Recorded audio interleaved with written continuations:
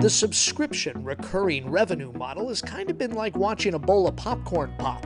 First, a few well-known brands, Salesforce, Adobe, Microsoft, SAP, Oracle, Google, Amazon, Netflix, Uber, Chegg. Slow at first, and then all of a sudden it seems like every kernel pops all at once. A who's who of today's hottest companies.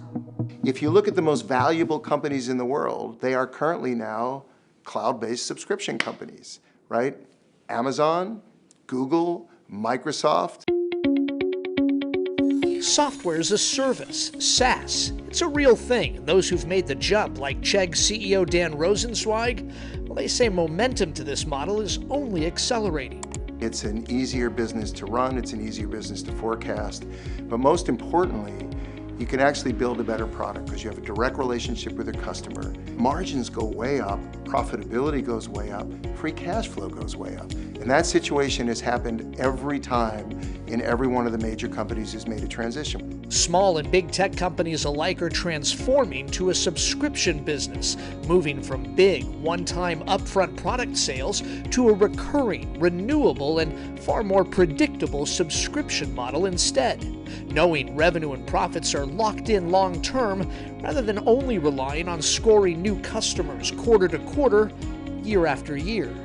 This is not a fad. The subscription economy is here. The companies that are winning in digital transformation all have subscription business models. The companies that are betting on data all have subscription business models. The cloud companies all have subscription business models. People want access. They don't necessarily want ownership.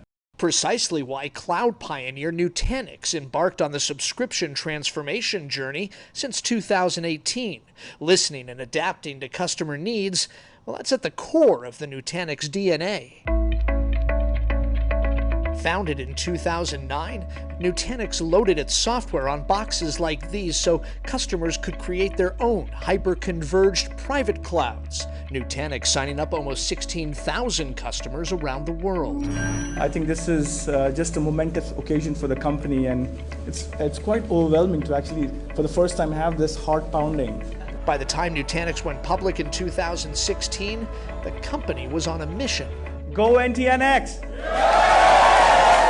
Already successfully evolved from selling hardware to focusing on software that runs private and hybrid cloud systems, the company shifted to a subscription model in 2018. A transition trajectory fraught with risk but frothy with opportunity, and putting in place a far more predictable revenue model for Wall Street and more flexibility for its customers.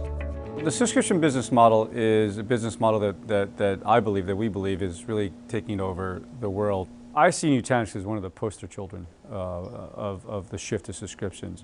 Zuora CEO Tien Zuo literally wrote the book on transforming to the subscription model. His company helps others make this change, itself a billion-dollar operation and one of 2019's most successful IPOs.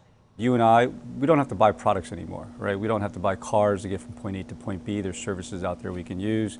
We don't need to buy DVDs, we don't need to buy CDs, we don't need to buy software. Instead, we can simply subscribe to services to meet our everyday needs, and this is fundamentally changing the relationship between companies and their customers today. This fundamental shift is anything but easy, yet worthwhile endeavors rarely are.